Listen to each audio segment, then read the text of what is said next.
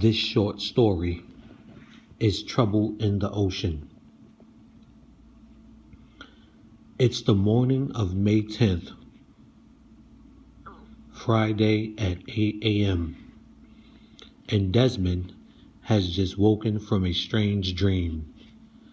Desmond is a 19-year-old from the streets of Harkin City. Harkin City is one of the biggest cities in Harkington. Harkin City has turned out to be a very bad place for a young teen to live in. Also, Harkin City used to be a place where musicians would come to go and play different gigs around the area. Most of these gigs were played in downtown Harkington. Now, most of downtown is riddled with drugs, prostitution, gang violence, and corruption. So to the point that this corruption has spilled over into Desmond's high school.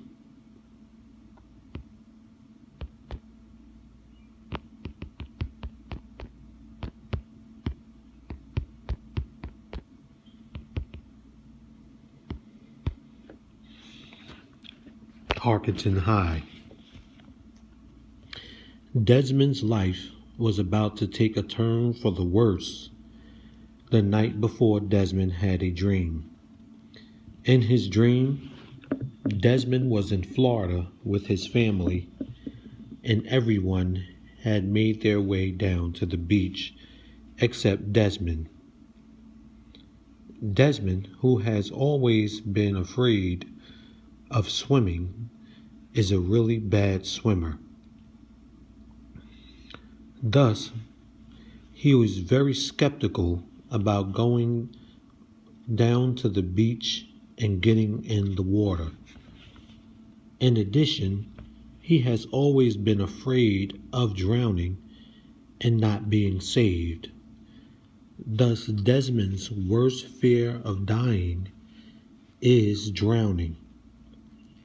So Desmond decides to stay in the condo while everyone else goes for a swim. 20 minutes into his television program, he hears loud screams. It's almost like people are being viciously attacked. So Desmond gets up to see what is happening.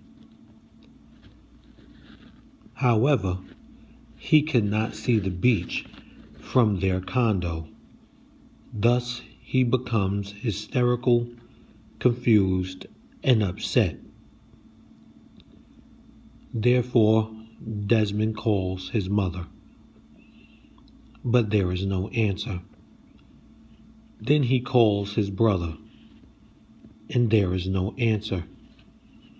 So he calls his sister, because he knows she does not do anything except lie on the beach and take in the sun rays.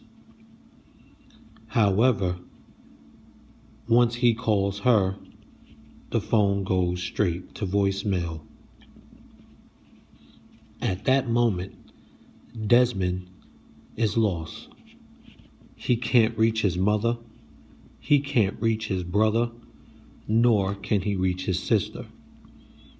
Thus, they must be a part of the mayhem that has come upon the beach. Now, in fight or flight mode, Desmond makes his way down to the beach. When he gets closer, the sight in front of him is enough to take your breath away. From one end of the beach to the other end, people are drowning in the water. There are no lifeguards around, and no one seems to know how to swim. They are all succumbing to the tragic event that is taking place in the ocean. Desmond cannot believe his eyes. When he looks to the side, he sees his family's things. However, he does not see them.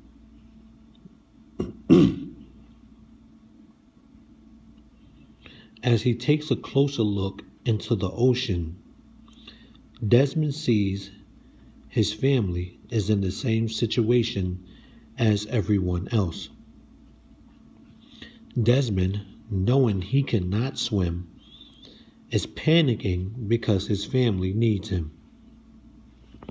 In addition, everyone else in the water is calling for help as well. So Desmond looks for a lifeguard, but he remembers there are none. He also takes some time to look for life jackets, but he comes up empty. Desmond is now faced with a dilemma.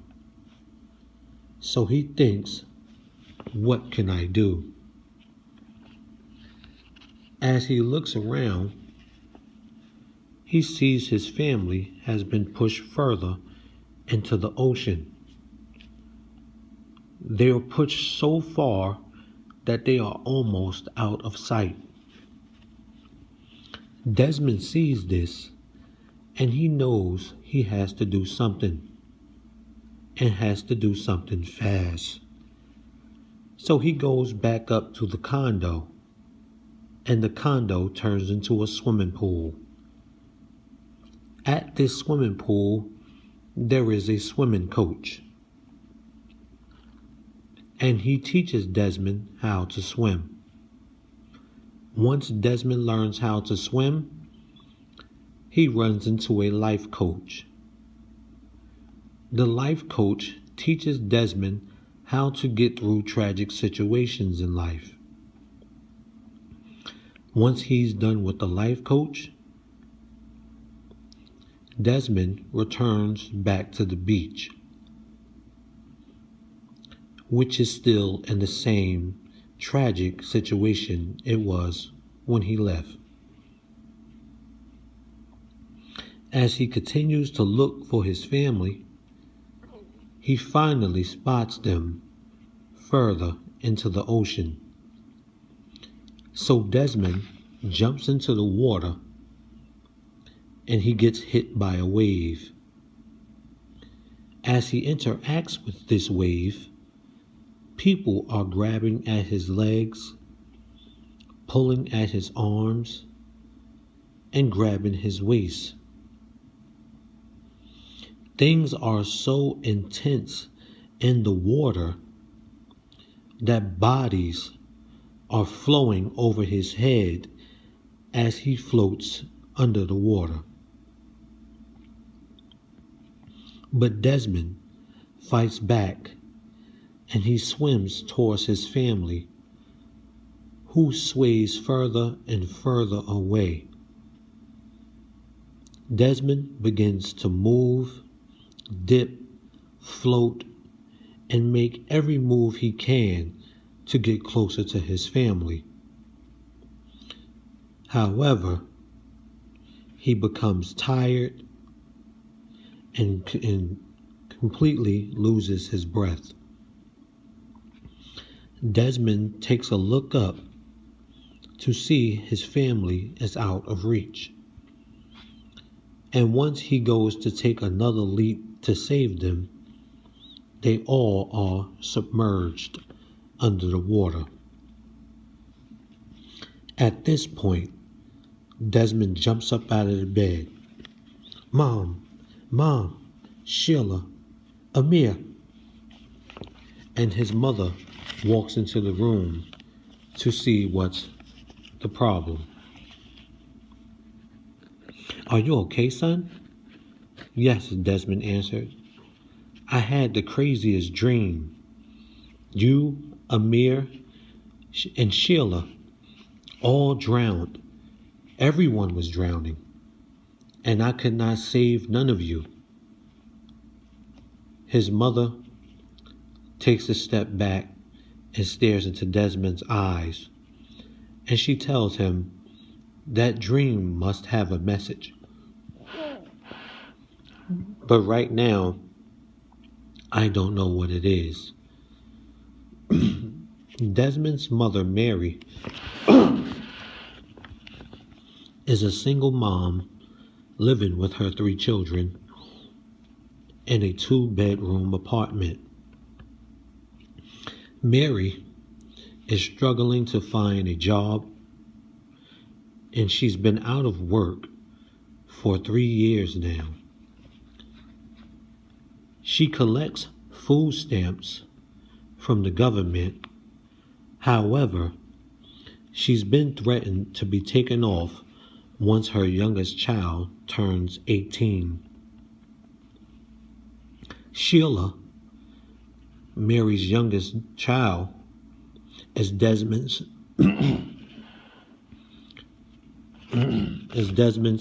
17-year-old sister, who was pregnant with her first child. She does not know who the child's father is because she slept with 4 different guys in a 4-day period. Sheila has also dropped out of high school, and she has no clue about where her future is headed. Then there's Amir. Amir is a local street hustler who runs a local gang. In addition, 30-year-old Amir has been in and out of jail since he was 14 years old. Amir has even dropped out of school in the 7th grade. Thus, Desmond's family seems to be drowning in real life. Desmond feels that the dream shows his family drowning in the ocean of the ghetto.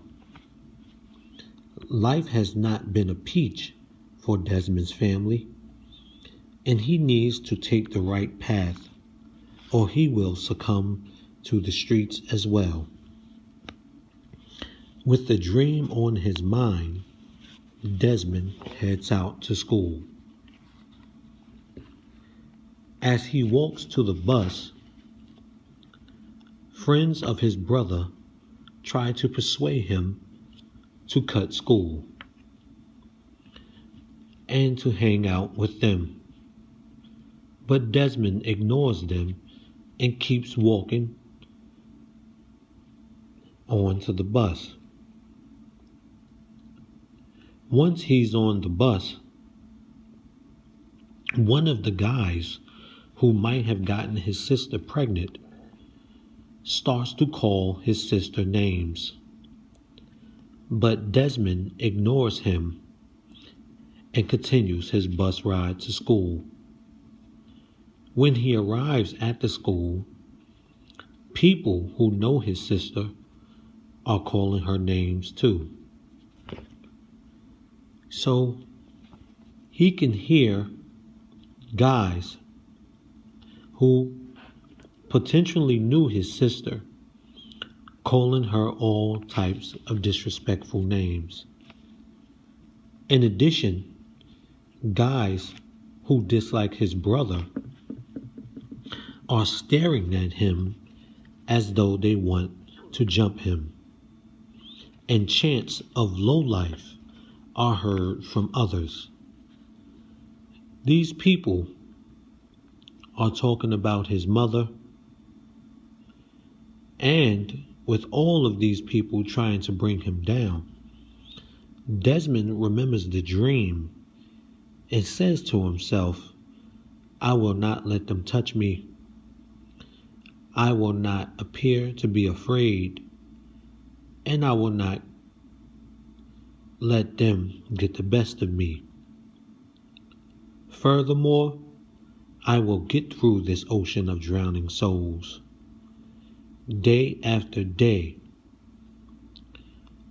Thus, Desmond is ridiculed and he never answers back. In June, he graduates at the top of his class and he is given the highest honors. Desmond goes off to college after high school to be a computer tech. As he is in college, his sister's baby turns 1.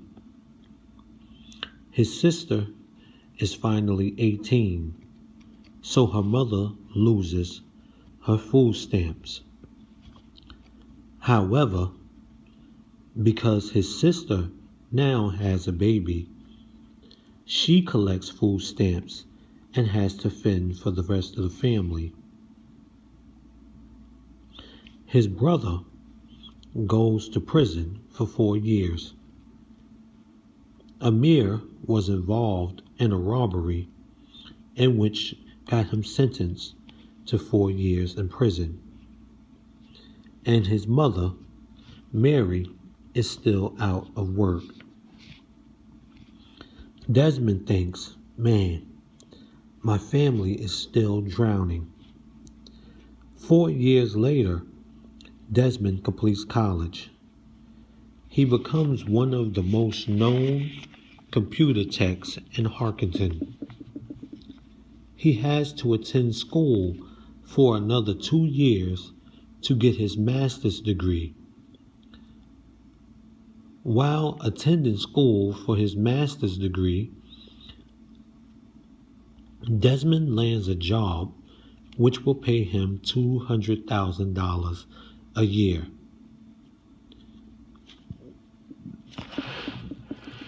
It seems as though Desmond has been given the tools to proceed.